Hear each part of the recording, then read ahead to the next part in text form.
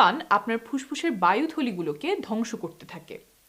একবার ধ্বংস হলে বায়ুথলি আবার নতুন করে তৈরি হয় না। কোটি কোটি বায়ুথলি থাকার কারণে কিছু নষ্ট হলে আমরা বুঝতে পারি না, তবে নীরবে ফুসফুসের ক্ষতি হতে থাকে।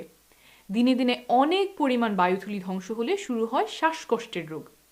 এই শ্বাসকষ্টের রোগ শুরু হলে তা থেকে আর পুরোপুরি সেরে ওঠার উপায় নেই। শ্বাসকষ্টের পাশাপাশি ধূমপান ফুসফুসের ক্যান্সারের ঝুঁকি বাড়ায় অন্তত 25 গুণ।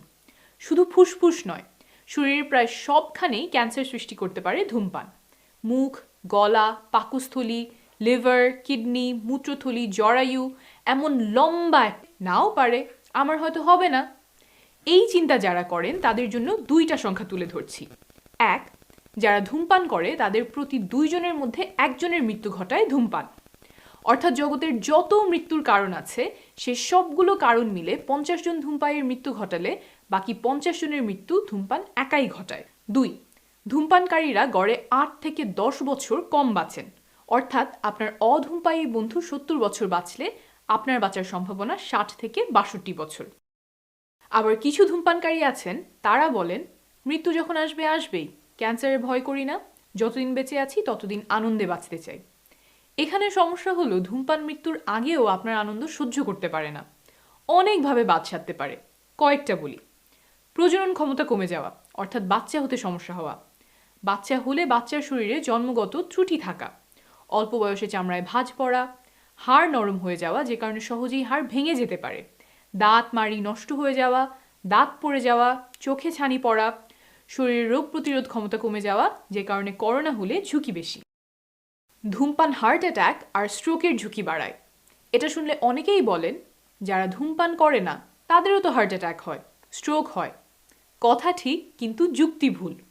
ওই মানুষগুলোর যে ঝুঁকির কারণে হার্ট অ্যাটাক বা স্ট্রোক হয়, যেমন হাই ব্লাড প্রেশার, অতিরিক্ত ওজন, আপনারও সেই একই কারণে হতে পারে।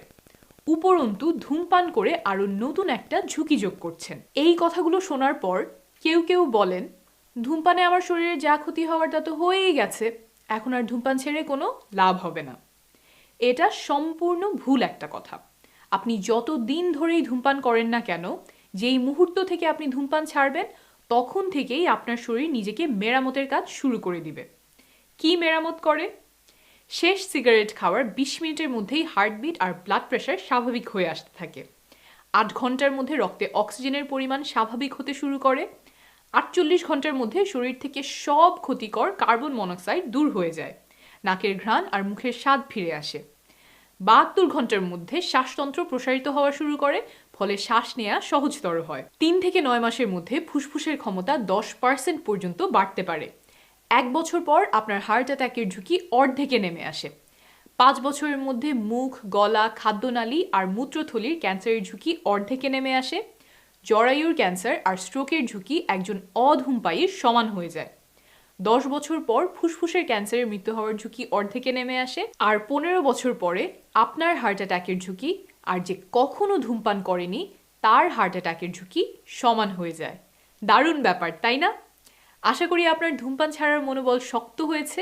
এখন বলে দিচ্ছি ধূমপান ছাড়ার 7টি পরামর্শ। 1, সিগারেটে আর একটাও টান দেওয়া যাবে না। যখন আপনি সিদ্ধান্ত নিয়েছেন ধূমপান ছাড়বেন, তারপর থেকে আর একটাও সিগারেট ব্যবহার করবেন না। গবেষণায় দেখা গেছে জাস্ট একটা সিগারেট বা শুধু একটা টান দিব এমন চিন্তা থাকলে ধূমপান ছেড়ে দেওয়া খুব দুরূহ হয়ে পড়ে। একটা টান দেওয়ার পরে বেশিরভাগ ধূমপানকারী আবার আগের মতো ধূমপানে ফেরত চলে যায়। তাই আপনার শক্ত থাকতে হবে যে একটা সিগারেটও ব্যবহার করা যাবে না। যেসব জিনিস দেখলে আপনার ধূমপান করতে মন চাইবে, যেমন সিগারেট, লাইটার, অ্যাশট্রে, সেগুলো সরিয়ে ফেলবেন। যেসব জায়গায় আপনি ধূমপান করতেন পারলে সেখানে যাওয়া আসা এড়িয়ে চলবেন। যেই সময়ে আপনি সাধারণত ধূমপান করতেন সেই সময় নিজেকে অন্য কাজে ব্যস্ত রাখবেন। যেমন আপনি যদি সন্ধ্যার খাবারের পরে সিগারেট খান, তাহলে হয়তো আপনি খাওয়ার পরে সোজা উঠে বাসন কোসন ধুতে চলে যাবেন। কিছু খাবার ধূমপানের স্বাদ বাড়িয়ে দেয় এবং আরও আকর্ষণীয় করে তোলে। সেগুলো হলো মাংস, চা, কফি, কোমল পানীয় ইত্যাদি। তাই এগুলো পরিহার করবেন।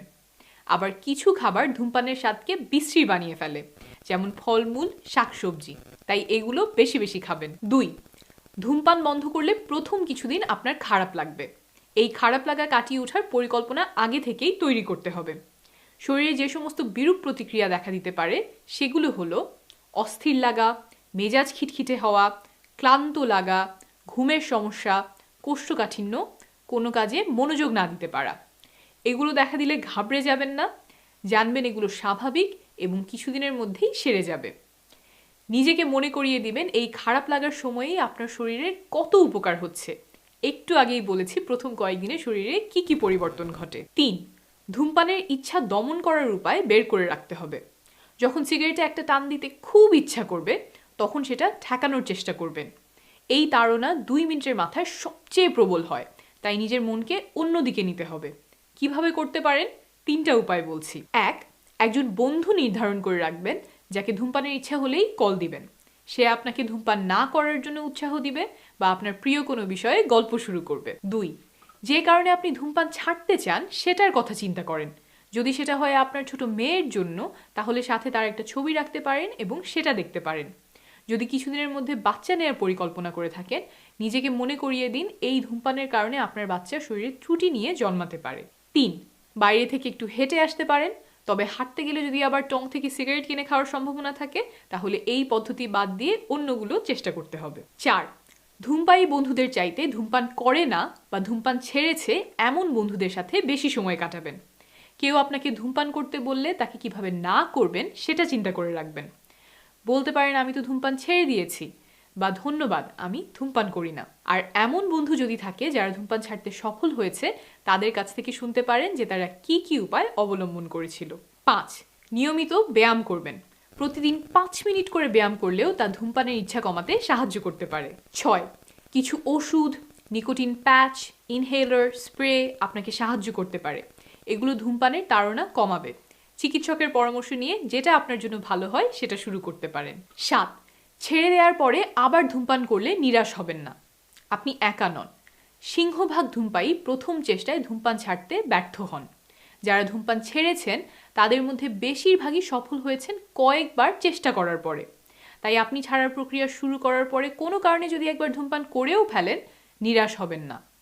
কোন পরিস্থিতিতে আপনি আর নিজেকে আটকাতে পারেননি সেটা যাচাই করবেন, যাতে একই ভুল আর না হয়।